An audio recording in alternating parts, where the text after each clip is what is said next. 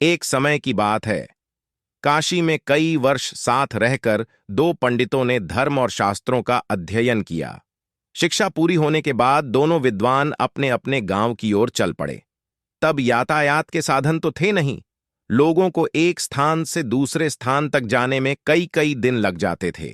लोग दिन में चलते थे और रात में विश्राम करते थे। ये दोनों पंडित भी ऐसा ही कर रहे थे। एक बार दोनों नगर के सबसे धनी व्यक्ति के यहां ठहरे। उसने उनके रहने की व्यवस्था की और फिर अपने लोगों से कहा कि दोनों महानुभावों के भोजन का भी बंदोबस्त किया जाए। इस बीच समय पाकर धनी व्यक्ति दोनों के पास पहुंचा और उनसे चर्चा करने लगा। धनी व्यक्ति अनुभवी था। वह जान गया कि दोनों पंडितों में बहुत ज्यादा घमंड है, साथ ही दोनों एक दूसरे को मूर्ख समझते हैं। उन्होंने दोनों से अलग अलग बात कर एक दूसरे के बारे में भी पूछा। जो जवाब मिले वो धनी व्यक्ति को दुखी कर गए। उसने मन में विचार किया कि ये दोनों काशी जैसी जगह पर वर्षों अध्ययन करके आए हैं, लेकिन एक दूसरे का सम्मान करना नहीं सीखा। बहरहाल भोजन का समय हो गया था।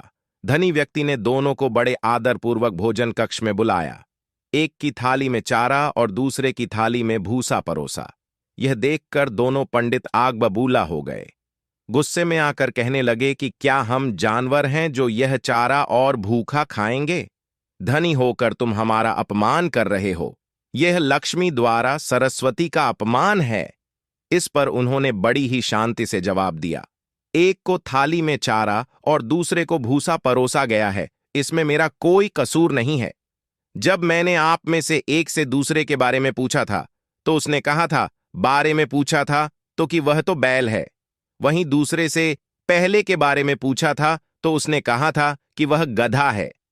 आप दोनों ने ही एक दूसरे को बैल और गधा बताया, तो मैंने उसी हिसाब से चारा और भूखा थाली में परोस दिया। इतना सुनते ही दोनों झानियों की आंखें खुल चुकी थीं। उन्हें अपनी गलती का एहसास हो गया था। उन्होंने उनसे क्षमा मांगी।